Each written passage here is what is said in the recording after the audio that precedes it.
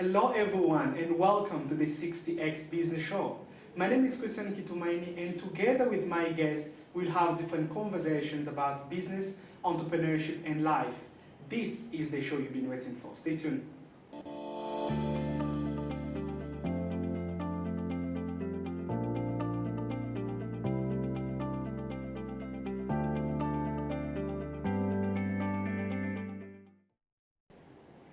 In today's conversation, I have an amazing entrepreneur.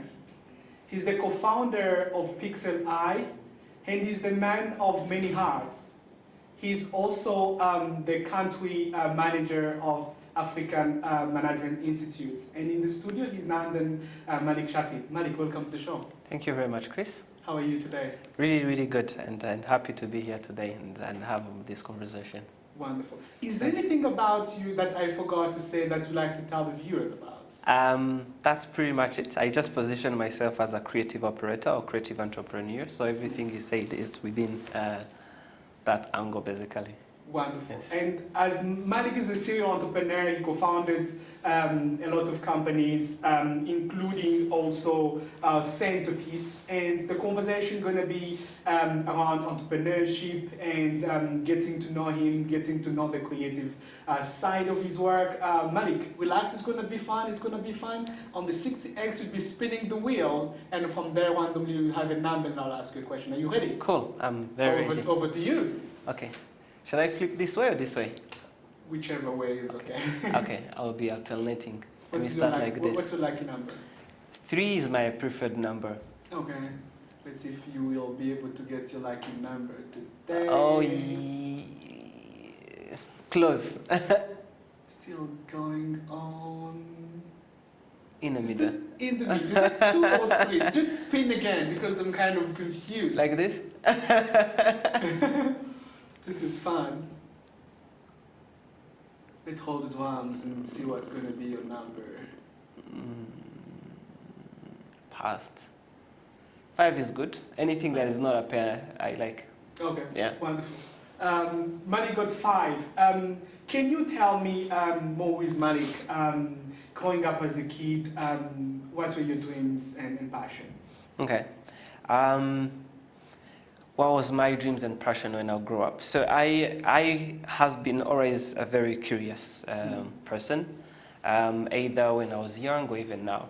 So my passion has always really trying to understand the things the way they work, but also trying to find different solutions. And I have been always really interested about money in the sense of trying to be an entrepreneur or having a different idea of how I should basically sustain myself. So my first business I was in high school, and I used to sell agasha juice and biscuit in school. So I've always really interested in understanding how things work, creating things. But whatever I will do, I will have a purpose of basically make money from it. Wonderful. So you started tasting entrepreneurship even from a younger age. And do you have like someone or a role model that pushed you from a younger age to venture to the business world, or it was their family that you grew up in? Can you tell us more about the environment? Yes, I do have a role model now. When I started reading, that's when I started getting role models. But before I talk about that, I think my entrepreneurship or my sense of creativity literally came from where I grew up. So I am a boy from Nyamirambo, so I grew up in Nyamirambo, which I think is the coolest place in Kigali, to be honest. And the reason is that there's a lot of things going in that environment. So you go in one place, there's someone making chapati on the street, down the road, someone painting something. So really, it's like a very diverse environment, and then also very diverse in culture. So just growing in that environment and then be able to see how people lives in different ways, everyone trying to survive in different ways, that really opened my mind, and then it also created the curiosity and the creativity in me.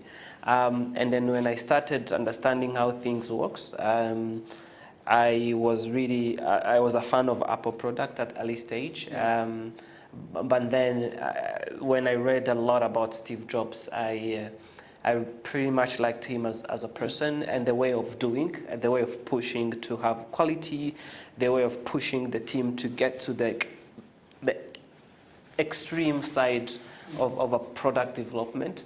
And since then, he's still one of my favorite role models. Wonderful. Yes. I'm also a big fan of Apple product, as you painted on that. And then whenever you try, the way Steve Jobs puts quality and feature into the product, even from the early days. Once you try an Apple product, you always you never go back. Exactly. You know, a fun fact. Can you imagine that up to now, iPad does not have a calculator? And it's because up to now, with these many years, they do not have a calculator app that they feel like deserve to be in an iPad. And since then, they don't have a calculator. And then yet they have a calculator in other, in an iPhone or even I think in a Mac as well.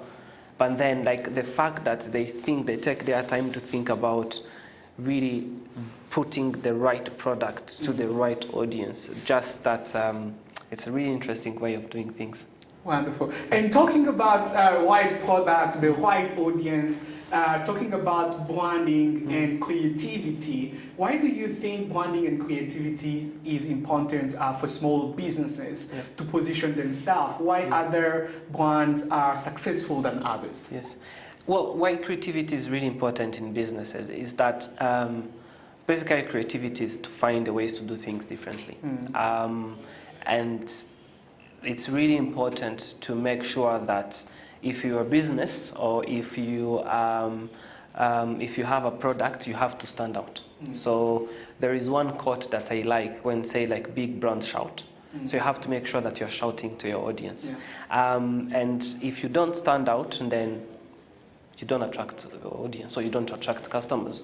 So you always have to be very creative in a sense that you are different. And then if you're different as a business, it means that you are providing a niche or you are providing something unique to your customer or audience. I think that's why I think creativity. I can't remember the second question. How can companies position themselves either through creativity and branding so that they can succeed in the markets, and why do other companies succeed more than others when it comes to positioning themselves? Yeah, so there's two questions there. What companies can do to position themselves. One is really you need to understand your audience. So there is a big element of understanding who you are and then who you are going for. And then also being in the context. So if you are in Rwanda or if you are in Africa, who are you targeting? And then why are you targeting that person? So there is a book that I would recommend pretty much all the entrepreneurs that's called Always Start With Why. And then every time you need to do something, literally ask your question, why am I doing this?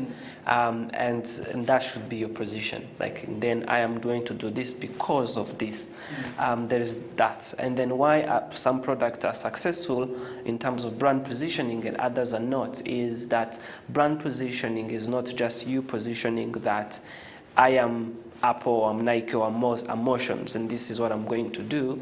It's about that there is the need of, for example, creating a Made in Rwanda brand. Then my audience are these people. So then you will position yourself to that particular audience. So if you are producing, let's say, chili sauce, then you need to position yourself to people that consume chili sauce. But then if you position yourself to kids, as an audience, then you are going to fail. It's really also about understanding who you are as a brand, and then how best are you going to position yourself to the audience. And then I think most of the things start by understanding your customers, understanding your audience. Wonderful, wonderful. And it's a good recommendation. Go and check out Start With Why. I think it's by Simon Sinek. Exactly, yes. Go and check it. It's an interesting book. And as Malik said, understanding your audience, understanding why you are doing the things you are doing are very, very important when it comes to branding. Malik, let's spin the wheel for another round of questions. Okay. So You got 5. Let's see what's I have going a to stop be on 3. your next lucky number. I hope by the end of the show I will have selected 3 and 10. You got 10. As a Just times 2, yeah. 5 times 2. Yes. You are there. You co-founded a lot of startups, right? Can you tell me how does it feel being an entrepreneur? Struggle, stress, but you know that you're doing it for a good reason. So being an entrepreneur, it's really fun, but also it's a long journey process. I have been involved in different businesses. Some of them are really successful in running up to date, and then others have completely failed. So, and being entrepreneur is to be that sponge that is ready to adapt and then make change when it's needed. So really, you know that you're going to try things, but you don't have to stick on it when it's not working. So, and it's also knowing when to stop and then when to continue. Like for example, one of my businesses I created a few years ago, Chap Chap Food, which was a restaurant. It was successful at some stage, and at some point I also failed in management, and then I decided to stop it until I am ready to open it again. And it's because I realized that there were some certain things I was not ready for that could actually kill the brand. So rather than killing the brand, I decided to protect the brand by stopping the restaurant and then open it when it's ready. But the centerpiece, which is wedding services business, when I joined the company when the company has already started, and then I joined the company because I could see really it had a really good vision, and then I could see how I would add a value as a creative operator. And we navigate a lot of things, and then even during the pandemic, weddings were stopped to operate for almost a year now, and you understand that you are operating until you consume your last cash flow. Yes. But you know that it's okay when we open. What shall I do to be ready when they open? Yeah. So it's really being an entrepreneur is to be that sponge, and then understand that it's not a straight line. It has a lot of corners, but the end goal, the end line, it's good. Wonderful. As you heard from Malik, being an entrepreneur, it's hard. It's full of ups and downs. You need to understand also when is the right time to stop. I remember an advice that when the pandemic kick-started, and some entrepreneur we were discussing, and we were saying, if you thinking long-term about your business, how can you freeze your cash, stop your business, and know the next time when we can resume operation? And that's basically what you did with Chap Chap, because there's a lot of businesses, instead of incurring a lot of costs, they make some strategic decisions, say, let's pause, let's save the cash, and then when things going to be more clear, we can resume operation. And as an entrepreneur, sometimes you need to understand what is the right time to do that, and know what the time to pause, how you can continue. My follow-up question, Malik, will be about, you are currently the country manager of AMI, African Management Institute. With your work, we work with a lot of entrepreneurs in Rwanda. What are the learnings and insights you've acquired working with entrepreneurs in Rwanda when it comes to positioning themselves and looking at growth? Okay. Just to explain a little bit. So our goal at the African Management Institute is to really to work with entrepreneurs and also leaders to give them the right path to thrive in their businesses or in their career. And then what does that mean is that you could really go to a simple school to get training and learn a lot of things and then work out. So with us at the African Management Institute, we take a lot of time providing tools that are needed to entrepreneurs. Like a simple example is that if you are an entrepreneur and you're running a boutique, do you even have an inventory template or an inventory sheet where you know how you calculate your inventory? So we really spend a lot of time providing tools that we think that entrepreneurs need. So coming back to that, the biggest challenge we've found is that sometimes you think if you're an entrepreneur that you think that all you need is investment. But if you don't understand how, and you don't have tools that will help you to run your investment, you won't even manage to keep the little you have. So our mission is to make sure that we are providing to the entrepreneurs the right tools and the right path that will allow them to go back and practice the business again and see how they can grow. Wonderful. Yeah. And keep doing a good work. So you guys are doing an amazing work helping entrepreneurs. And talking about entrepreneurs, what sectors and industry you personally are excited about to see within the Rwandan market as the next unicorn? Yes.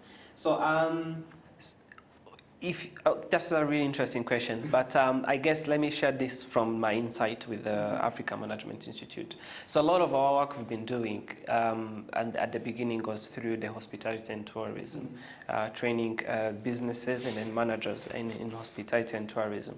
And unfortunately, the hospitality and tourism sector was one of the most hit sector during the pandemic, but that hasn't really stopped that. It's a most promising as well. One of the most promising industry or sector to thrive in Rwanda specifically with everything Visit Rwanda that we are pushing. But maybe to say a unicorn, I think who will come up with a really good business solution that combine hospitality and tourism and tech. So I guess for me that will be an amazing business. So there has been a lot of inventions and there have been a lot of challenges, like for example Airbnb is all sort of like hospitality and tourism technology. But I guess we need our own Rwandan unicorn in that sense. There's a lot of things we are doing in Rwanda around hospitality and tourism, that any solution that will come from that angle maybe. Also, financial technology, like anything around fintech. But I think it's already clouded, if you ask me. So, but no one has really done much of hospitality, tourism / tech. Okay. Wonderful. For entrepreneurs watching now, there are a lot of opportunities, as we've heard from Malik, and that's an opportunity to tap into, to grow your business, to partner with other people that are doing far more advanced, so that we can come up with a solution, either combine tourism hospitality with technology, to come up with an amazing solution that will not be as Airbnb, but maybe customized to the Rwandan and local problems to be able to make consumers' life much better. Let's spin the wheel for another round of questions. This time I do this way. 5, 10. What's the next? Oh no. Oh no. Whoa. 13. Is it? It's 13. Yeah, it's okay. 13. There's a 3 inside, it's okay. Perfect. At least you lead a diverse team of people here in Rwanda. How would you define leadership? Okay, so good question. So how do I define leadership? I think, and this is by the way one of the things that we do at AMI, to provide a lot of courses to entrepreneurs and managers in leadership. But personally, how I define leadership is a good leader is someone who understands, who holds the mission, who has the mission or the vision of a company or a business that he's leading, and then who will know exactly how to connect pieces around that vision to a success. It's not about me, myself, and I, and you do this for me to reach there. It's to make sure that everyone around you understand your mission and vision, and then and make sure that everyone really understand how they contribute.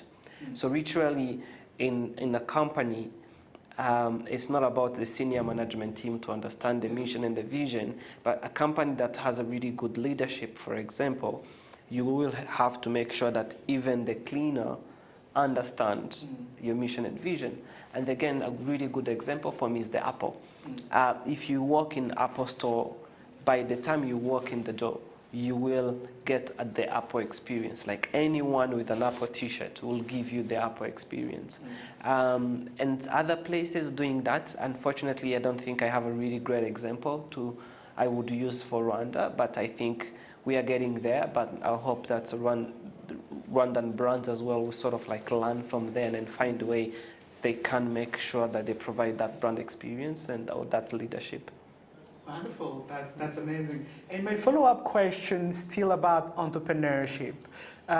What opportunities are you seeing, especially from this pandemic, even after you are seeing that maybe Rwandan entrepreneurs are not looking at or are not seizing that might be important for them to look at for their growth in the future or for their survival in case there is a next pandemic? Okay.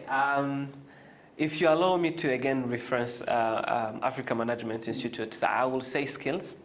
There is two ways of learning, right? There is what you go to school and learn, and you learn all of those theories.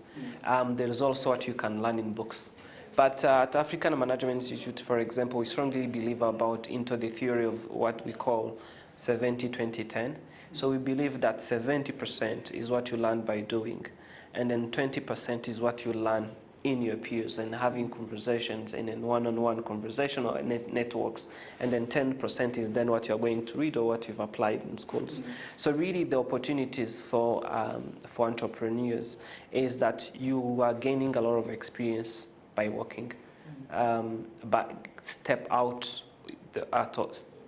of the box and go to find different skills. What else you don't know, what you can access to, who else can you talk to, who is your role model. It's really not about just yourself. And there is institutions like AMI and the other institutions like that. There is books, there is platforms. Rwanda is the best place for young entrepreneurs to be. We just need to get that opportunities. And then one of the best opportunities that Rwanda provides to young entrepreneurs is access to skills. Yeah. Wonderful. That's amazing. So for entrepreneurs who like to grow their skills as leaders and learn how to grow your business, as we heard from Malik, go and check them out, AMI. Talking about, I would like, as a business owner and entrepreneur, do you have a moment in time running your respective businesses and you felt like this is too much, it's becoming a lot, and you wanted to quit? And how did you felt back then? Okay. Yes. Chap again, I'll refer to Chap. When I started Chap, it was just a small idea I had randomly. I have always had a passion to have a restaurant, but I thought that I was going to save and have a lot of millions and then open like a fine dining restaurant in Kigali. And then I realized that the little the small money I was making, I will never basically get that money that will allow me to have such a business. And then I decided to start small. So I had 5 million, went in Nyamirambo, rented a small space, started doing the interior. I got lucky that I had good experience in interior design, so did a really nice, cozy place.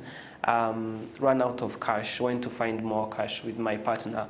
And then all of a sudden we realized that, oh, shush, we don't have running capital. So we just took all our investment and put it in the business, and we had zero money. So it's like, how are we going to survive for the next 6 months? Because you're not expecting your business to start giving you profit when you just launch.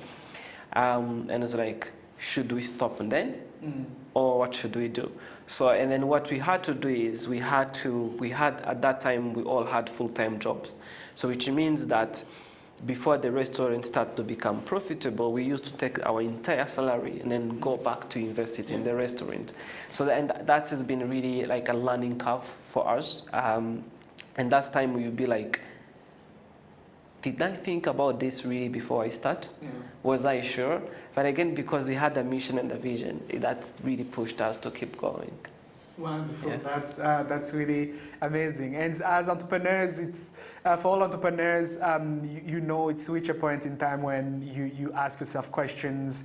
Did I make the right move? Did I left my corporate job to come and start this venture? But having the mission and the vision, as you said, the end goal that you have in mind that keep you pushing and help you move ahead even during the hard times, which is very, very important. Can you tell me, you run, you co-found Pixel Eye and Centerpiece. Pixel Eye is creative branding agency, and Centerpiece is into interior event management decoration. What is the long-term plan of those companies? So as I said, I position myself as a creative operator. So for me, it's really, I spend a lot of time personally trying to understand the creative industry, both in Rwanda and also at the international level.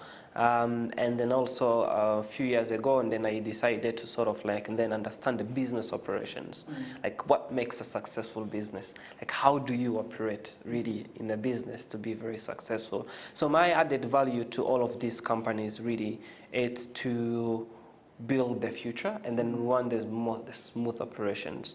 And the biggest vision to this is that I want Centerpiece, I think we are already somehow to be the biggest wedding services in Rwanda. I think, thanks God, I think we are. We actually, I don't think, but then we want to go beyond. So currently, when we started, we used to do 2 weddings in a weekend. Currently, we can do 8 weddings. So for me, in the future, then can we do 20 weddings in a weekend? Wow. And that requires investment, capital, and then other things, but also like really understanding the operations.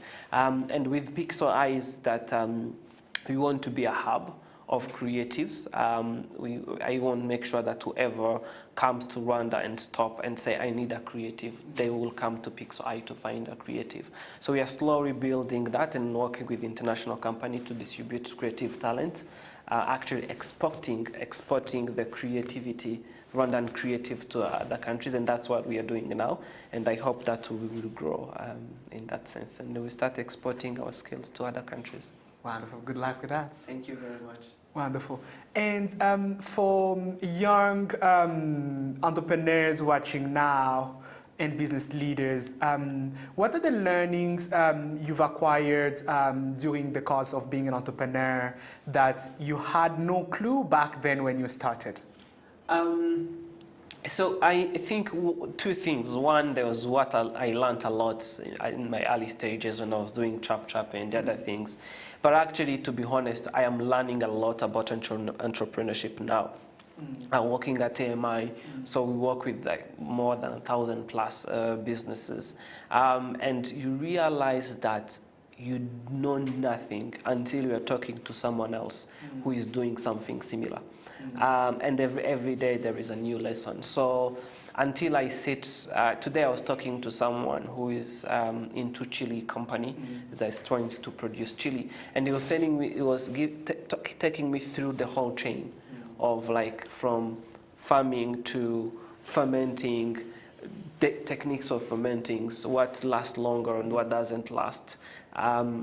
And I just realized that I really knew less about chili. And then yet I thought, oh, one day I'm going to do a chili brand. I'm like, oh, hang on. I still need to learn a lot. Yeah. So I think my really biggest learning is the more I talk to anyone, to any particular field that I think I have expertise in, I actually find that I know less. And we in Rwanda, we cannot as little as we can because our country is landlocked. And then everything you can learn is from another person who has done that. Yeah. Wonderful. That's really amazing insight. Let me wrap up this conversation in my last question. If you could start over in business again and make money, what business would you start? If I will start over a business, I probably think I will do the same as what I did. I'll still stay in hospitality and tourism and in creativity. I think these 2 things just has endless opportunities. The only thing is I'll try to see how best I can be more innovative. Like if I open a restaurant again, how would I be more innovative? But hospitality and tourism, creative industry, these are businesses that smells dollar. as what people on the street sometimes say. Wonderful. We are coming to the end of this conversation, and my guest was Malik, who is the co-founder of Pixel Eye and Centerpiece, and is also the country manager of Africa Management Institute. Thanks a lot for making it to the show. Thank you very much. This was fun. I wish we had more time. I wish we had more time too. Yes, but thanks a lot for your time. Wonderful. Yeah. The conversation continue on social media using the hashtag 60xbusiness. Remember to tag me. My handle is @Kitumaini. Till next time, remember to wear your mask, be safe, and I see you down the road.